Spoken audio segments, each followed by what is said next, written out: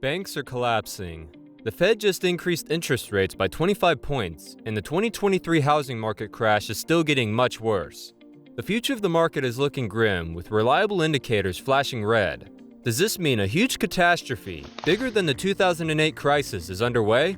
What do we expect out of the rest of the year? Let's find out. We do, however, know from other scholars and industry professionals that volume and inventory tend to follow real estate values. Every market on Earth is similar, including the real estate market. At the core, it all comes down to the direct link between supply and demand.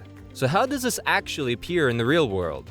Future home values often rise as supply becomes constricted, resulting in a decrease in the monthly supply of housing. But as the supply is increased, the monthly supply of homes increases. Values tend to decline over time. In other words, inventory typically indicates the current direction of the market. If we plot the most recent observations of pricing and monthly supply, you get this enormous divergence from the average. There is no connection between these new dots in the past. In essence, what we are seeing now has never happened before. Prices are declining, but there isn't much inventory. Or is there? Perhaps there are significant warning signs that we are ignoring, and there is solid proof of that. The supply of new homes has a stronger correlation with expected home value growth, suggesting that it can be relied upon as an accurate indicator of what is to come. We know that new house builders set the pricing in many places, meaning that throughout the United States, there are cities that follow in the lead of new homes. Because new homes come with a sizable premium that serves as an anchor for the rest of the market, driving prices in the direction that home builders are now promoting, new homes are more expensive than conventional homes. There's an outstanding backlog of construction in the US. According to the Fed data, the builders want to slow down the speed of construction. We can see how all of these factors are coming together to provide a significant concern for values across the nation, if we recall what I mentioned earlier about how inventory tells the story and predicts the future. We are already seeing prices decline at a pace not seen since '08 in cities across the American West Coast, and while some eastern cities have remained relatively resilient.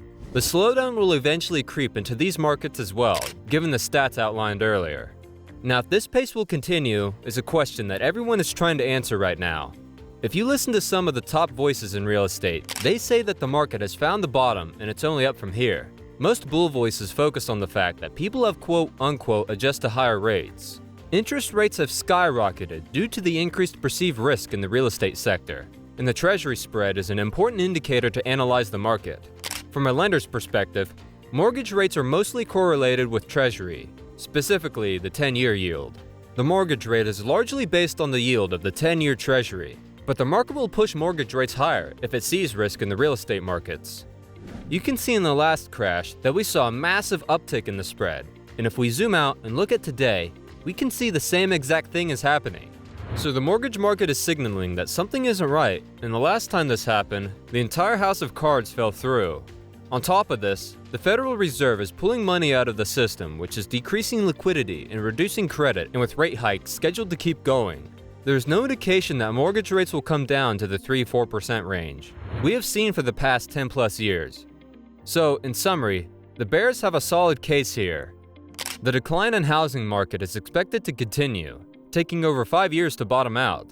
For the rest of the year, we will be fighting a Federal Reserve that will continue to hike rates, but pushing mortgage payments higher and higher, and as the economy falters, the spread that we talked about earlier will get pushed up too.